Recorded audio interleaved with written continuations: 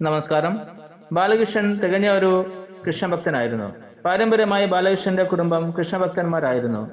ബാലകൃഷ്ണന്റെ മുത്തച്ഛന്റെ പിടിവാശി പോലെ ബാലകൃഷ്ണനും പിടിവാശി ഉണ്ടായിരുന്നു, ശ്രീകൃഷ്ണനെ നേരിൽ കാണണമെന്ന്. അതിനായി ബാലകൃഷ്ണൻ കടുത്ത ഒരു ശ്രീകൃഷ്ണ ഭക്തനായി. ബ്രഹ്മമുഹൂർത്തത്തിൽ കൃഷ്ണക്ഷേത്രത്തിൽ പോയി കുളിച്ചു തൊഴുത് ശയനപ്രദക്ഷിണം ചെയ്യുന്നത് പതിവായിരുന്നു.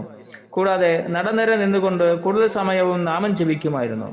അവധി ദിവസങ്ങളിൽ ക്ഷേത്രത്തിൽ തന്നെ തങ്ങുമായിരുന്നു. അങ്ങനെ ശ്രീകൃഷ്ണനെ നേരിൽ കാണണം എന്ന തീവ്രമായ ആഗ്രഹവുമായി ബാലകൃഷ്ണൻ കഴിഞ്ഞു വരികയായിരുന്നു. ഇടയ്ക്ക് ബാലകൃഷ്ണൻ ചിന്തിക്കാറുണ്ട്, തന്റെ മുത്തച്ഛൻ തികഞ്ഞ ഒരു കൃഷ്ണഭക്തനായിരുന്നു. കൃഷ്ണനെ കാണണമെന്നുള്ള അതിയായ മോഹവും ഉണ്ടായിരുന്നു. എന്നാൽ മുത്തച്ഛൻ ശ്രീകൃഷ്ണനെ നേരിൽ കാണാൻ കഴിയാതെ നിരാശനായി മരിക്കേണ്ടി വന്നിട്ടുണ്ട്. ഈ ഗതി എനിക്കും വരുമോ എന്ന് ബാലകൃഷ്ണൻ ചിന്തിക്കാറുണ്ടായിരുന്നു.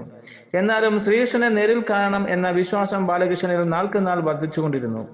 അങ്ങനെ ഇരിക്കെ പതിവ് പോലെ ബാലകൃഷ്ണൻ അമ്പലത്തിൽ വരുമ്പോൾ ക്ഷേത്രത്തിന്റെ പുറകിൽ നിൽക്കുന്ന ആൽമരത്തിന്റെ സമീപത്തായി കാണുന്ന കളിത്തട്ടിലിൽ ഒരു 20 വയസ്സ് പ്രായം തോന്നിക്കുന്ന ഒരു ചെറുപ്പക്കാരൻ ധ്യാനനിരതനായി ഇരിക്കുന്നത് ബാലകൃഷ്ണൻ കണ്ടു. ബാലകൃഷ്ണൻ അല്പസമയം ആ ചെറുപ്പക്കാരനെ നോക്കി നിന്നിട്ട് ശയനപ്രദക്ഷിണം ചെയ്യാനായി പോയി. അമ്പലത്തിലെ നിത്യേന ചെയ്യുന്ന പ്രാർത്ഥനയുമൊക്കെ കഴിഞ്ഞിട്ട് ബാലകൃഷ്ണൻ കളിത്തട്ടിലിൽ എത്തി. അപ്പോഴും ആ ചെറുപ്പക്കാരൻ ധ്യാനനിരതനായി ഇരിക്കുകയായിരുന്നു. ബാലകൃഷ്ണൻ ആ ചെറുപ്പക്കാരനെ ഒന്ന് പരിചയപ്പെടണം എന്നൊരു ആഗ്രഹം തോന്നി. അതിനായി ആ ചെറുപ്പക്കാരൻ ധ്യാനത്തിൽ നിന്നും ഉണരുന്നത് വരെ കാത്തിരുന്നു. കുറെ അധികം സമയം കഴിഞ്ഞപ്പോൾ ആ ചെറുപ്പക്കാരൻ ധ്യാനത്തിൽ നിന്നും ഉണർന്നു. പൊടുന്നനെ ബാലകൃഷ്ണൻ ആ ചെറുപ്പക്കാരന്റെ അടുത്തു ചെന്ന് നമസ്കാരം പറഞ്ഞു. ആ ചെറുപ്പക്കാരന്റെ അഭിമുഖമായി ഇരുന്നു കൊണ്ട് ആ ചെറുപ്പക്കാരനോട് ചോദിച്ചു, ഇങ്ങനെ ധ്യാനം ചെയ്താൽ കൃഷ്ണനെ കാണാൻ പറ്റുമോ? ഒരിക്കലുമില്ല. മനുഷ്യനിർമ്മിതമായ ദൈവങ്ങളെ ഒന്നും ധ്യാനത്തിലൂടെ അറിയുവാൻ സാധിക്കുകയില്ല. ആ ചെറുപ്പക്കാരൻ മറുപടി നൽകി. പിന്നെ എങ്ങനെയുള്ള ദൈവങ്ങളെയാണ് ധ്യാനത്തിൽ അറിയാൻ കഴിയുന്നത്? ബാലകൃഷ്ണൻ വീണ്ടും ചോദിച്ചു. ആ ചെറുപ്പക്കാരൻ ചിരിച്ചുകൊണ്ട് പറഞ്ഞു, ഞാൻ ദൈവത്തെ അല്ല അന്വേഷിക്കുന്നത്, ഞാൻ എൻ്റെ പരമാത്മാവിനെയാണ് അന്വേഷിക്കുന്നത്. ആ ചെറുപ്പക്കാരന്റെ മറുപടി കേട്ട് ബാലകൃഷ്ണൻ ഞെട്ടിപ്പോയി. പരമാത്മാവിനെ കണ്ടിട്ട് നിങ്ങൾക്ക് എന്ത് പുണ്യം കിട്ടാനാണ്? ആ ചെറുപ്പക്കാരൻ വളരെ സൗമ്യമായി പറഞ്ഞു, ഞാൻ പുണ്യത്തിനു വേണ്ടിയല്ല പരമാത്മാവിനെ കണ്ടെത്താൻ ശ്രമിക്കുന്നത്, ഈ ശരീരത്തിൽ നിന്നും പരമാത്മാവിലേക്ക് പരിവർത്തനം ചെയ്യാൻ വേണ്ടിയാണ്.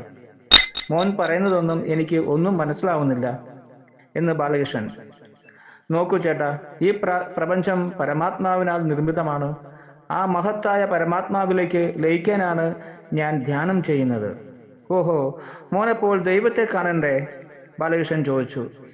ഞാൻ അങ്ങനെ ഒരിക്കലും ചിന്തിച്ചിട്ടില്ല. ഞാൻ പരമാത്മാവിനെ മാത്രം കാണാനാണ് ആഗ്രഹിക്കുന്നത്. ബാലകൃഷ്ണന് പിന്നീട് ഒന്നും ആ ചെറുപ്പക്കാരനോട് ചോദിക്കാൻ നിന്നില്ല. ബാലകൃഷ്ണൻ നിരാശനായി അവിടെ നിന്ന് പോകേണ്ടി വന്നു. അങ്ങനെ 80-85 വയസ്സ് കഴിഞ്ഞപ്പോൾ ബാലകൃഷ്ണൻ തന്റെ കൃഷ്ണനെ കാണാനുള്ള ആഗ്രഹം സഫലീകരിക്കാതെ മരിച്ചുപോയി. എന്നാൽ ആ ചെറുപ്പക്കാരൻ ധ്യാനത്തിലൂടെ മനുഷ്യ ശരീരത്തിൽ വസിക്കുന്ന അത്ഭുതകരമായ ഓരോ സത്യവും അറിഞ്ഞു തുടങ്ങിയിരുന്നു. സാരംഗി ന്യൂസ്.